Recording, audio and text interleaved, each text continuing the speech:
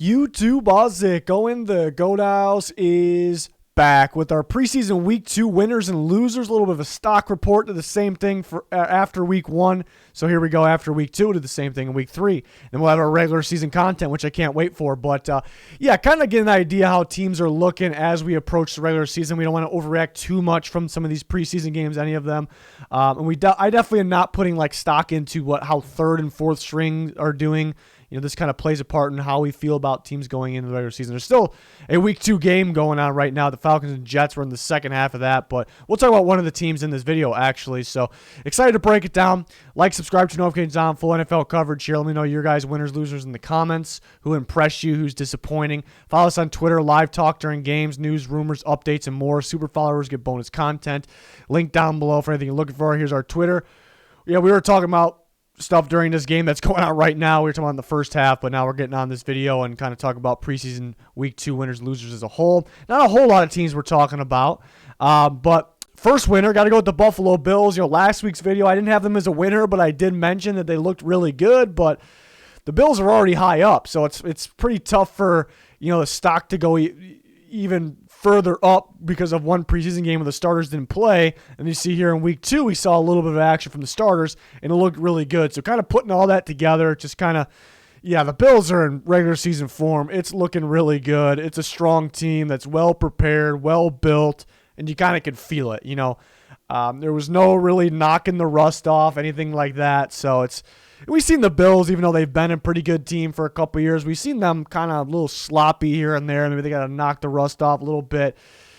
It doesn't really feel like we're going to get that. It feels like we're going to get the legit contender Bills. It's kind of what it feels like. You know, you don't want to put too much stock into just week 2 of preseason, but that's kind of the vibes you get. So I put the Bills stock up, even though they're kind of at the top of the NFL when it comes to my thoughts, at least. I think a lot of people's thoughts. So, you know, is there a lot of room to move them up? Not really, but based on the first 2 weeks, you know, the first week 2, it's a lot of backups, and they just look like starters because they were well prepared for the most part. Offense, a little, you know, some turnovers, but just really like the way the team's put together and how well prepared they are, how well coached they are. So, and then we can see another top dog in the AFC. I got the Chiefs going up. Is the same situation. They play the Commanders.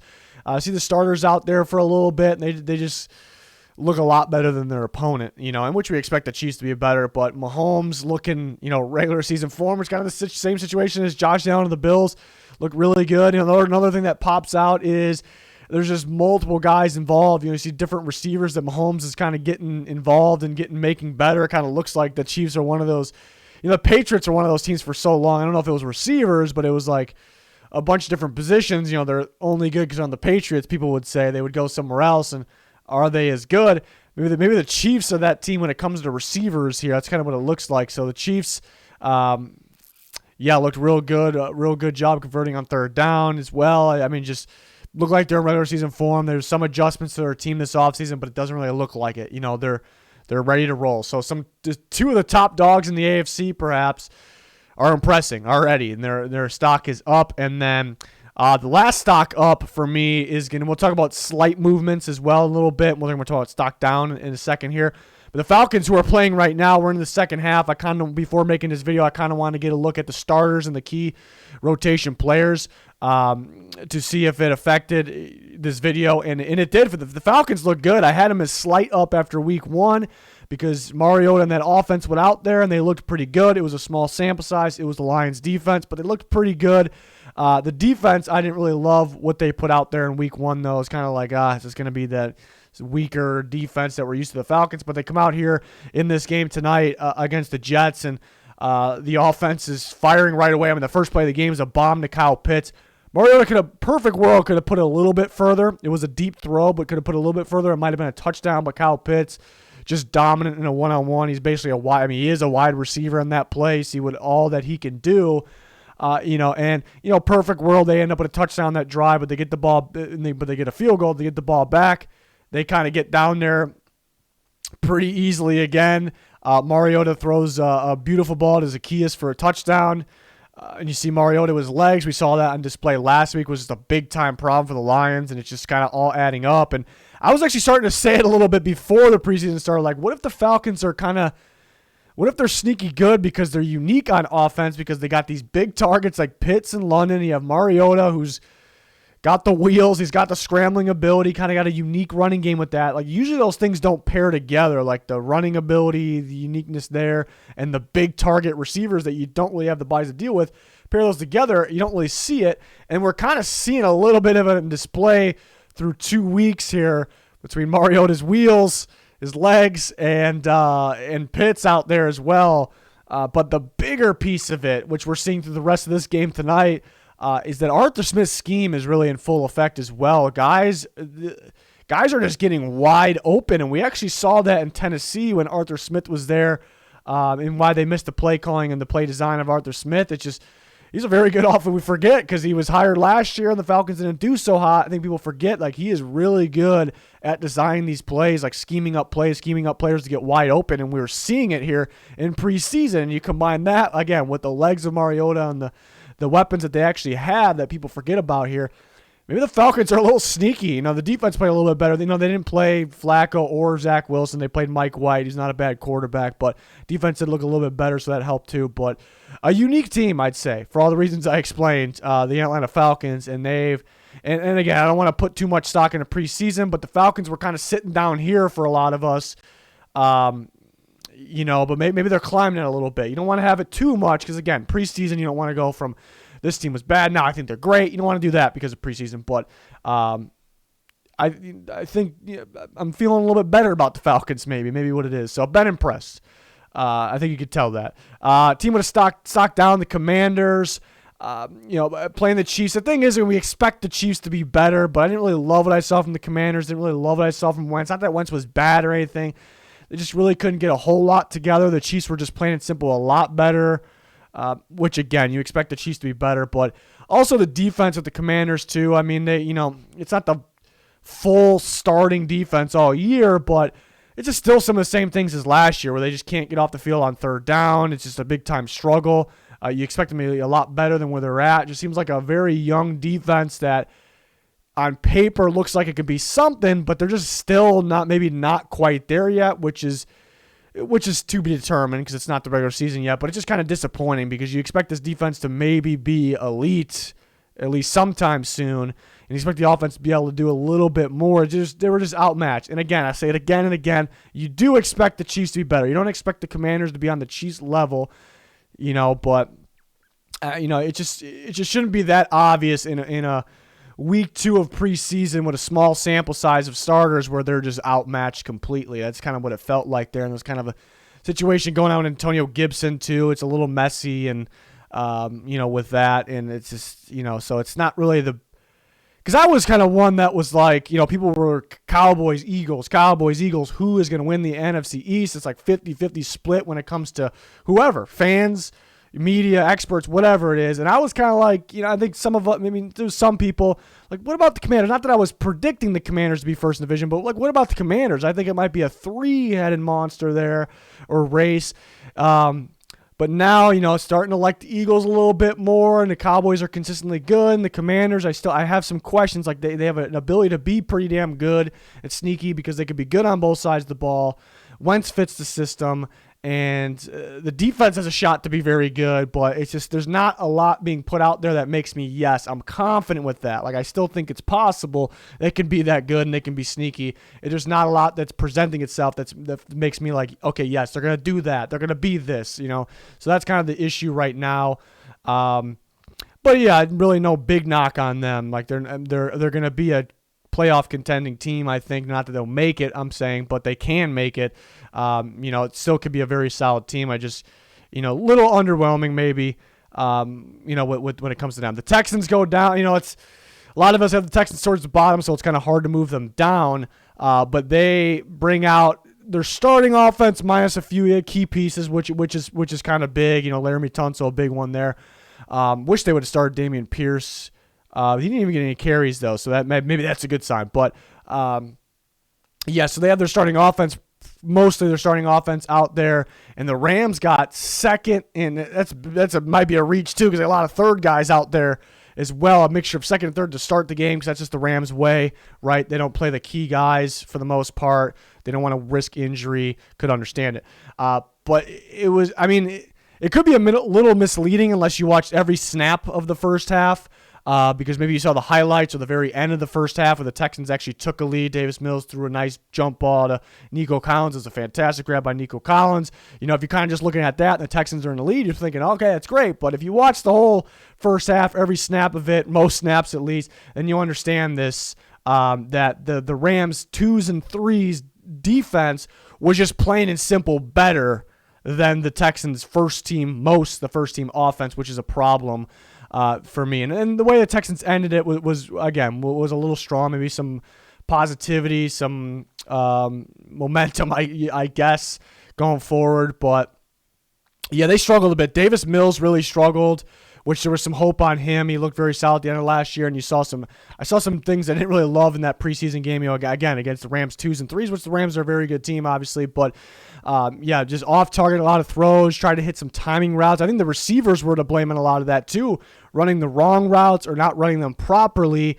which kind of shows it's Brandon Cooks and it's Nico Collins, and you need somebody else pretty damn bad, which we kind of thought that anyways because Mechie's probably out for the year. But so this is kind of a mixture of the problems and kind of going 3 and out. Mills getting pressure right off the bat. He was sacked twice early on. And again, he was off target by a good amount in some of those throws as well. So not the best look for the Texans offense, which, you know, even though there's not a whole lot of expectations, you could expect a little bit more there. But again, the way the starters ended it there, I guess they had some positivity moving forward, but I was not thrilled with that. If it was the Rams starters, they probably wouldn't be up here. You know, the Texans, they probably wouldn't be up here. So, but the fact that it was mainly 2s and 3s, I mean, a chunk of 3s in there for the Rams, against most of the starters of the Texans, this doesn't really sit too well with, I think, a lot of us here.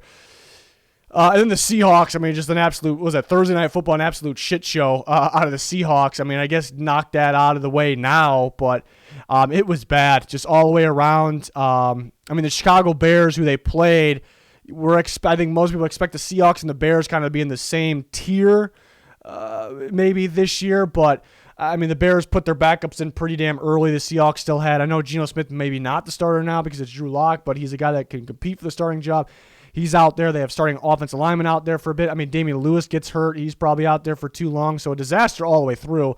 Yet they had starters on defense out there for a bit. I mean, a veteran Shelby Harris out there. There's Darrell Taylor, Nwosu. I mean, there's guys out there, not all the starters, but they're out there for a long time, and they're still the defensive linemen are still rotating in like third quarter, and they're just completely getting outplayed. I mean, the Bears weren't even playing that outstanding, but that's kind of what it looked like because how bad the Seahawks were playing. I mean, there was mistakes right off the bat, and they had an offsides by starter Darrell Taylor, to on a 4th and 2 or 3 to give him a free first down.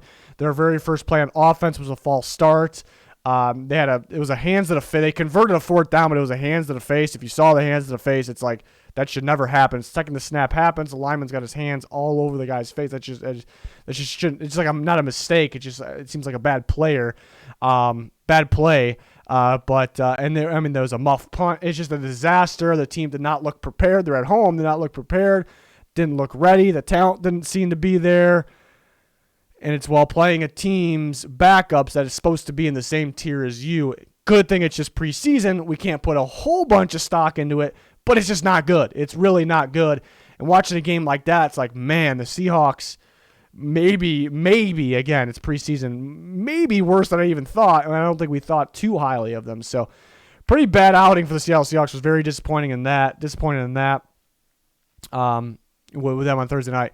And then some other movement. We just talked about the Bears. I put the Bears slight up, because, I mean, the great is, the Bears and the Seahawks were kind of supposed to be in the same tier. We kind of just talked about the Seahawks. And the Bears just look like, it's preseason, but they're not really on the same level. It just looked like the Seahawks were all sorts of bad. And the Bears were just more prepared, a little smoother, obviously, more depth. Why not fully up? Well, I don't know if I'm really been thrilled with the Bears starters yet. Their backups come in earlier than probably they should. I want the starters to get more reps, at least on offense. And the backups almost look like they're outplaying the starters. That's kind of happened with some teams here. Some teams that happen just because they play a lot more, and I guess the Bears backups are playing a lot more, but mainly the offense can't really the starting offense can't really get things together. But the Bears backups have been dominating so far, but mainly why slight up. I think their defense could be a little bit better than expected. The depth is better. And, maybe they're not, Seahawks, Bears, again, we're supposed to be on that same tier, but a game like that, even though it's just preseason, it looks like maybe we got to rethink that, but tough to fully tell because, again, I would like to see more of the Bears starters. And the Patriots defense I'll put up because there was actually a question on the Patriots defense, losing J.C. Jackson. How's the pass rush? Because last year was kind of just Matthew Judon, and then he kind of, because he was crazy early on in the year, and then he kind of came back down to earth a little bit. Had a great year, and then he was kind of just the pass rush, maybe some blitz here and there from other guys, but then kind of going into this year, it's like they got all these guys that could be something, but do they actually have a pass rush besides Matthew Judon? And it's looking like it. They did play the Panthers' depth on the offensive line is a little rough, but the Patriots got a number of guys the second this game started. Even in week 1, I thought too, like where they got some guys that can get after the quarterback. They got options. They got options, whether it's coming off the edge or the interior. They got a number of options there. All the way through. Uche getting after the quarterback, Dietrich Weiss getting after the quarterback. Anthony Jennings has looked good through 2 weeks. They got a number. Barmore is going to continue to get better. We knew that. They got a number. Ronnie Perkins was getting going. There was been some doubt about him. So, that's kind of where I'm at with the Patriots. Maybe the pass rush a little bit better this year. Some guys, because they have a bunch of those guys that could be breakout guys, but are they going to be breakout guys? And it's starting to feel like, okay, maybe they'll have one. Maybe they'll have 2. Maybe they'll have 3. So that's pretty good. But I do put the Patriots under slight down, and then really slight down though because looked like they knocked the rust off a little bit. Then they started balling a little bit. Mac Jones throwing some good balls, but mainly the play calling is why they're. They started a little slow, going 3 and out. Against some backups as well. 3 and out again, and it's and that's not great. That's kind of a reason they're up here as well. Could there be those stale moments there with them? But really, I didn't love the play calling. It was kind of run, pass, put the team in the position where it's an obvious passing situation, which is easier for the defense, backup defense, a chunk of backups out there for the Panthers. So I wasn't. That's kind of what we've been a little worried about in the recent past as well. Is like the Patricia, Matt Patricia calling plays. So where is that at? But maybe they started to figure it out as it went on there. We'll see if they play their starters again just to finish it off, knock the rest of that rust off here in the last week. Then some offensive lines, and there's offensive lines across the NFL that I kind of worry about. But there's some, like these 3 teams are kind of all in the same tier, the same group, where it's like, all right, they haven't, maybe not exactly because the Raiders used to be pretty damn good, but all these offensive line, between the Steelers and the Dolphins, it's like they haven't been good, but could they be heading in the right direction?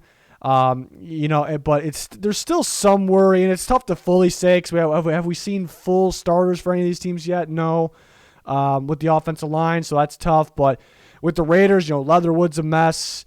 The only sure thing like that guy's going to be good is Colton Miller, which we haven't needed to see in preseason, but it's not looking like your traditional Raiders offensive line we got used to for some years there. The Steelers, we knew it's not good on paper, but they usually do a pretty good job coaching those guys in Pittsburgh. Maybe they take a big leap this year is what we're thinking, but there's still some bad signs there, with the Steelers, and the offense looked pretty solid in week 1. Last week a little bit slower. I think it starts with the offensive line. Trubisky not looking as good as he did in week 1. They're having to get the ball quick, dink and dunk because the offensive line is just letting so much pressure in right away.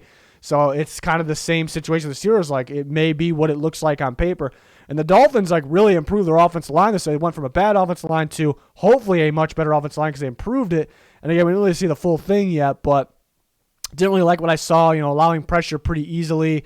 And then the running game, though, mainly the running game, really nowhere to go. They couldn't really get it going. It's a small sample size because they put some starters out there, but don't love that. Are they going to get kind of predictable too, kind of like the Steelers were? It's we got to get the ball out quick underneath, kind of small ball offense because the offensive line doesn't allow us to do more. Or you could, for the Steelers and the Dolphins, you could say, does the quarterback play prevent you from doing more? I think some people may say that. I'm not a huge Trubisky guy, But I actually think it's more of the offensive line. And the Dolphins, Tua's still got to prove a lot. I'm not, sold or not sold on him. But I do think, it could be more of the offense. The offensive line should be a lot better, though. So I guess it's to be determined. But we'll see. Mainly the running game there with that one. Not really much room to run. They were getting like 1 yard a carry for a bit there. So, or maybe not even, So hopefully it can be it's just some offensive lines that was kind of a question going this year. Where are they going to be at? And not really ones I'm super confident about at this given time. But we don't want to overreact too much from that. So those are some of my thoughts on week 2 of preseason. Based on, and again, this is always like based on thoughts on teams kind of going into the regular season. Teams third string, fourth string doesn't really impact that. So yes, there's rookies down the depth chart, young players down the depth chart that are looking pretty good. I won't really be covering that in these types of videos because do a lot of people really care that much on that? We're looking forward to the regular season. We're looking forward to the future here of the season. So there's other things that look good and kind of not.